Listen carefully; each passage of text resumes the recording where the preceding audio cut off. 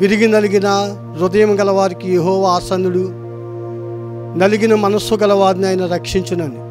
దేవుడి బిడ్డలారా, ఎవరైతే పాపభారముతో దేవుడి సన్నిధిలో ఆయన వేడుకుని వారుగా ఉంటారో వారిని రక్షించడానికి సమర్థుడైన దేవుడు మన యేసయ్య. కాబట్టి ప్రతి ఒక్కరము కూడా విరిగి నలిగిన హృదయాలతో మన పాపాలను ప్రభువు ముందు ఒప్పుకుంటూ మన హృదయాలను ఆయన సన్నిధిలో కుమ్మరించేవారుగా ఉంటే ప్రతి విషయంలో కూడా దేవుడు మన పాపములను క్షమించి మనల్ని నీతిమంతులుగా మార్చడానికి ఆయన సిద్ధపడిన దేవుడిగా ఉన్నాడు. కాబట్టి ప్రతి క్రైస్తవులు, ప్రతి విశ్వాసులు కూడా దేవుని వద్దకు వచ్చినప్పుడు విరిగి నలిగిన హృదయాలు కలిగి దేవుడి సన్నిధిలోకి రావాలని ప్రభువు కోరుకుంటున్నాడు. నలిగిన మనస్సు గలవారిని ఆయన రక్షిస్తానని వాక్యం చెప్తుంది. కాబట్టి మనం విరిగి నలిగిన హృదయాలతో ప్రభువుని మనము ప్రార్థిస్తూ ప్రభు యొక్క సన్నిధిలో ఆయన యొక్క ఆలోచనలో మనం జీవించేవారుగా ఉన్నాము.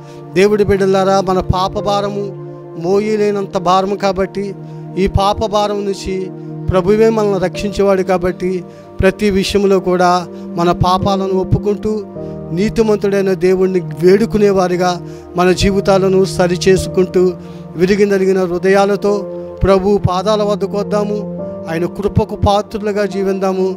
అన్ని విషయములలో కూడా దేవుని చిత్తానికి లోబడుతూ వాక్యానుసారమైన జీవితాన్ని జీవిస్తూ వాక్యాన్ని ప్రేమించేవారిగా మనం ఉన్నట్లయితే దేవుడు సమస్త విషయాల్లో కూడా మనల్ని రక్షించేవాడు, ఆశ్రయదుర్గంగా ఉండి మనల్ని విడిపించేవాడే. కాబట్టి మనం ప్రతి విషయంలో కూడా ఆ దేవుడికి విజ్ఞాపనలు చేసుకుంటూ ప్రభు సన్నిధిలో నిత్యము ప్రార్థించే అనుభవాన్ని కలిగి నిత్యము ప్రభువుని వేడుకునేలాంటి మనస్సుతో ఆయన పాదాల వద్దకు చేరినట్లయితే దేవుడు నిన్ను నన్ను కూడా రక్షించగలడు, విడిపించగలడు, మంచి సహాయకుడిగా ఉండి ఆయన మనం నడిపించగలడు. కాబట్టి ఈ మాటల ద్వారా మనం ఒకరము ఆదరించుకుంటూ విరిగిన హృదయాలు గల వారిని ప్రభు వద్దకు నడిపించే ఒక మంచి సాధనాలుగా మనం వాడబడాలని దేవుడి వాక్యం ద్వారా మనం బలపరుస్తున్నాడు.